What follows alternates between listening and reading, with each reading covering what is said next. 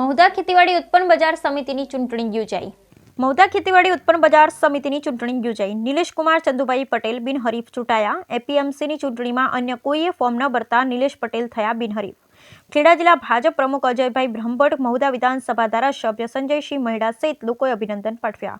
અગાઉ 2 ટર્મ રહી ચૂકેલા ચેરમેન નિલેશ પટેલ બિનહરીફ ચૂંટાયા. Bureau report Nishar Shaikh, Mahudha. તમે ભવ્ય વિજય મેળવ્યો છે બિનહરીફ, શું કહેશો?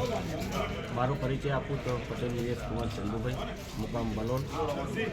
આજે મને મારા જે એપીએમસીના ડિરેક્ટરશ્રીઓએ મારી પર વિશ્વાસ રાખી અને મને બિનહરીફ ચૂંટ્યો છે એ બદલ મારા ડિરેક્ટરશ્રીઓનો અને મારા સંગઠન પ્રમુખ રમેશભાઈ તથા મોન્ટુભાઈ, શહેર પ્રમુખ, મારા જિલ્લાના પ્રમુખ અજયભાઈ બ્રહ્મભટ્ટ સાહેબ તથા મારા ધારાસભ્ય સંજયસિંહ મહેડા સાહેબનો ખૂબ ખૂબ આભાર માનું.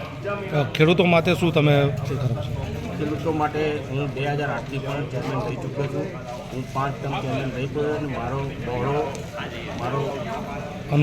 અનુભવ છે અને ખેડૂતો માટેની આ સંસ્થા મેં બનાવડાવી હતી અને બધાના સાથ સહકારથી આટલી મોટી વિશાળ એપીએમસી બનાવી છે અને ખેડૂતોના લાભ માટે અમે સારામાં સારી સુવિધાઓ આપી એવી અમે બાંયધરી કરી.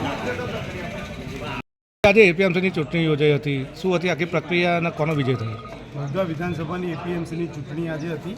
તેમાં ભારતીય જનતા પાર્ટીના બધા જ સભ્યોએ સર્વાનુમતે નિલેશભાઈ ચંદુભાઈ પટેલના નામની પસંદગી કરી છે.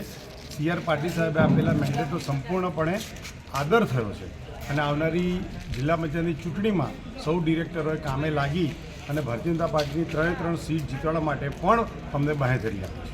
કેટલા સભ્યો હતા, કેટલા લોકોએ ઉમેદવારી કરીને કેમનો વિજય થયો? બિનહરીફ રીતે નિલેશભાઈ ચૂંટ્યા છે, સામે કોઈ ફોર્મ જ નથી.